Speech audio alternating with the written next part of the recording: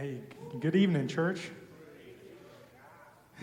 My name is Kyle Huber. Haley Huber is my wife. We started coming here around March of this year, and God's just been moving. I sit up here today thankful for the touch of God in my life.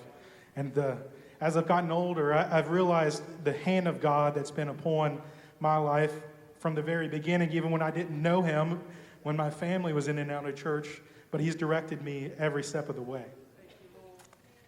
You know, and I just wanted to share a little bit about, I can't, like others have said, I can't tell you my whole testimony, but I'll just show you a little bit about how I got here and what God did to direct my life. So around this time last year, right before Thanksgiving, we were in San Antonio at Brother Scoggins Church, and I was kind of feeling burnt out in the job I was in. There was a lot of turmoil, a lot of turnover, and I told my wife, hey, come beginning of 2024, I'll start kind of seeing what's out there. I'll see what's on the job market for my profession. And so I had my plan. God had his, because 2 days later, I get a call from a recruiter, cold call, really didn't know anything about the company she presented. This position was pretty similar to what I was doing, but a company I'd never heard of. And I thought, okay, this can't be that serious if I got a cold call from a recruiter. But one thing led to another, and I felt such peace about it. God directed it, the whole process. I learned more about the company. They're a private company called Hillcorp, private Christian company, and the atmosphere was different from the get-go. And God directed my steps in the interview process. I loved everyone I talked to, and I got an in-person interview here in Houston at the beginning of the year. And I drove in with the expectation from the recruiter had told me this company never gives offers in the first, 1 or 2 rounds of interviews. They need time to think about it. And 6 interviews later in that same day, that second round of interviews, I walk out with an offer in hand. And yeah. So God provided.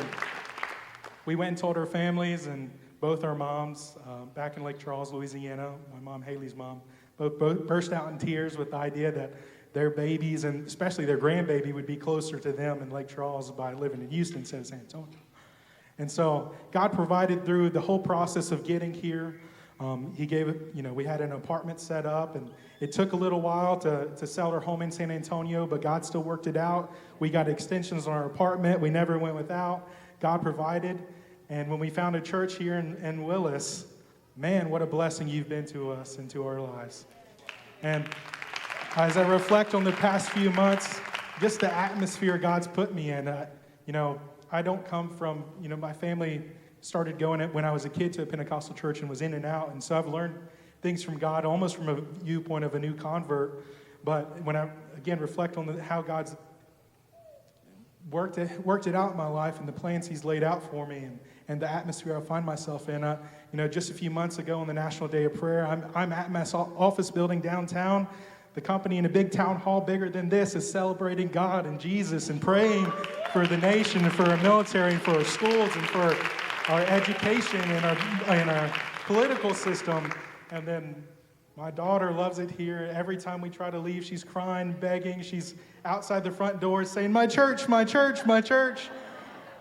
And so it's just a blessing to be here. And as Haley and I, grow our family, we actually, I don't know if it's appropriate, Pastor, but we just found out a few weeks ago that we're expecting. And this is where I want to be. This is where I want to raise my kids.